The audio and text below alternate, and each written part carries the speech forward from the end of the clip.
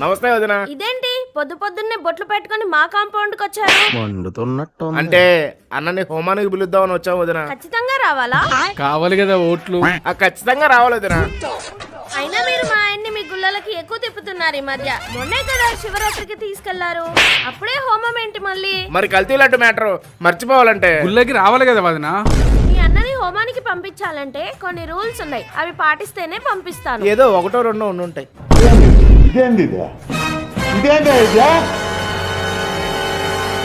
ఒక్క హోమానికి ఇన్ని రూల్సా? Rule number 1, హోమంలో ఎటువంటి ప్రసాదం తినకూడదు, అయినా ఎటువంటి తీర్థం తాగకూడదు, కావాలంటే ఎవరు చూడకుండా కింద పడేయమనండి. తెలిసిందేగా. పూజ అక్షింతలు నెత్తి మీద వేసుకోకూడదు, కావాలంటే వెనక అవినాష్ ఉంటారు, ఆయన మీద వేసేయమనండి. హోమంలో ఆయన చేత్తో ఏమీ వేయకూడదు, కావాలంటే పంతులుగా ఉండి ఆయన చేతితో ఆయన వేసుకుంటాడు. ఎస్. బొట్టు పెట్టుకోకూడదు. బొట్టు పెట్టుకోకపోతే ఆడియన్స్ ఎలా నమ్ముతారు వదిన? వాళ్ళు ఒప్పుకోరు వదిన.